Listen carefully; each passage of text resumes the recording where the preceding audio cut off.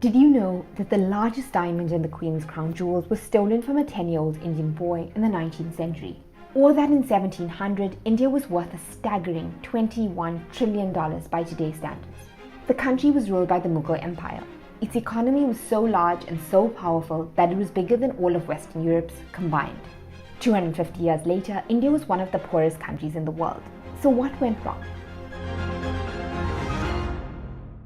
It all started with a single British ship docking in Surat in 1608. By the mid-20th century, an estimated $45 trillion had been stolen from India, and an estimated 35 million people had died in multiple famines. How did the men from an island 13 times smaller than India loot and plunder the country and get away with it? It wasn't the British government that seized India, but a small private company headquartered in a tiny office in London. The private company went on to become one of the most powerful corporations the world has ever known. It went on to conquer large parts of South Asia and commanded an army of 250,000 men. This is how it all began. By the 17th century, Spain and Portugal controlled a monopoly on goods from the east, but Britain wanted in so that they could trade in cotton, silk, spices and tea.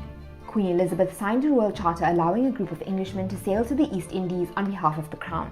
And so the British East India Company was born. In 1613, the first British factory was set up in Surat. But the company wasn't your conventional business. They had a private army. By 1757, as the Mughal dynasty went into decline, the company waged war on the last Nawab of Bengal and his French allies. They seized control of the entire state of Bengal. The state was ravaged by war, then by famine. Robert Clive, a company man, became the governor of the state, draining its wealth. The entire Bengal treasury was loaded onto 100 boats and sent down the Ganges and onward to the company's Calcutta headquarters. He collected taxes and customs from local Indians, which were then used to purchase Indian goods and export them to England. Wait, so this means that they took over the land, charged local people to live there, and then used the money to get rich? Yep, that's exactly it. Robert Clive returned to Britain as the richest self-made man in the country, but he ended up committing suicide by slitting his own throat in 1775. After Bengal, the company went on to seize other regions, even Delhi, the Mughal capital of India, and everything south of it. What honor is left of us? Asked a Mughal official named Narayan Singh shortly after 1765. When we have to take orders from a handful of traders who have not yet learned to wash their bottoms. The company's shareholders elected merchant statesmen who dictated policy for the people who lived there. At its height, the company generated almost half of Britain's trade at the expense of Indians.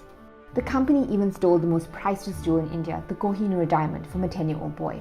Until 1839, the 186-carat diamond belonged to Sikh Maharaj Ranjit Singh. When he died in his sleep, his stone and throne was left to his 5-year-old son.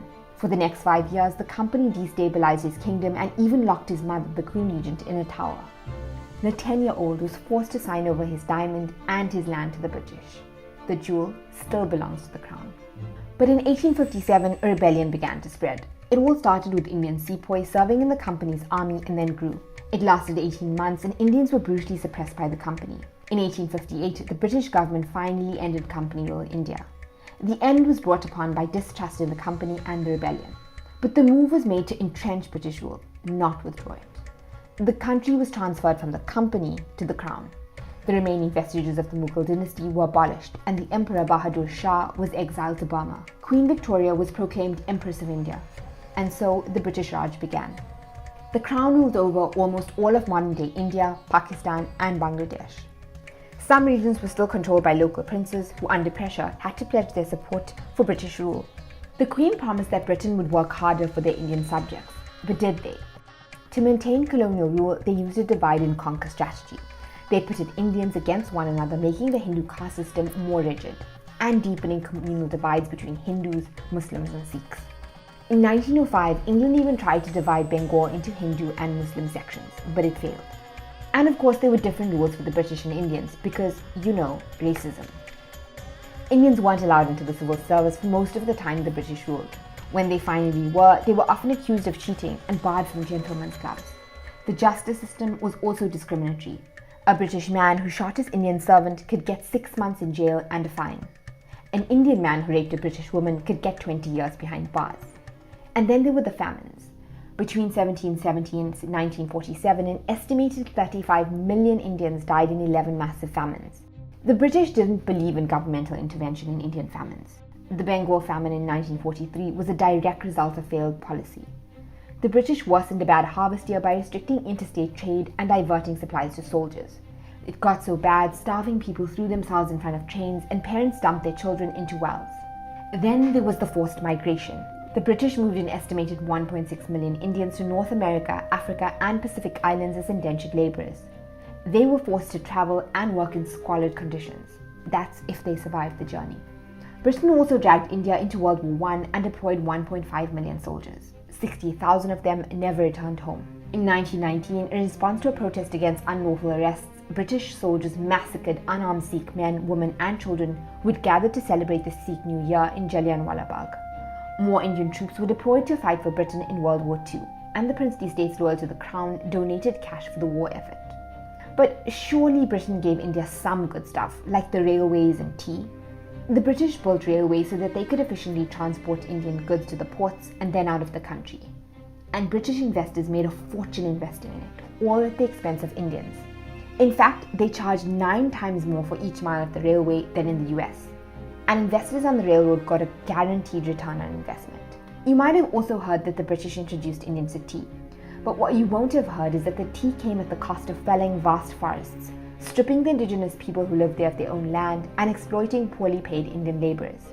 In fact, tea was for export only because what little that there was left was too expensive for most Indians to buy until after the Great Depression. As Shashi Tharoor puts in his book Inglorious Empires, what had been one of the richest and most industrialized economies of the world, which together with China accounted for almost 75% of world industrial output in 1750, had been reduced by the depredations of imperial rule to one of the poorest, most backward, illiterate and diseased societies on earth by the time of independence in 1947. And let's talk about that independence. Britain decided they couldn't run India after World War II. Talks of the Brits leaving led to communal violence which was fueled by Britain's divide and rule strategy. Britain wanted to get out of India and fast. Sir Radcliffe, a British lawyer who had never been to India before, was tasked with carving up the map into a country for Hindus and one for Muslims in 36 days. But no one told the Indians where those lines were until the actual day of independence. This led to mass panic and chaos which fueled suspicion and fear. While an estimated 15 million people were uprooted in one of the greatest migrations in history, between 1 and 2 million of them died because of large-scale communal violence, starvation, and disease. At least 75,000 were raped or abducted. Muslims trekked to East and West Pakistan, while Hindus and Sikhs went the other way. Britain left with hardly a shot fired, but their near 400-year presence there had brought a vast and rich empire and people to ruin.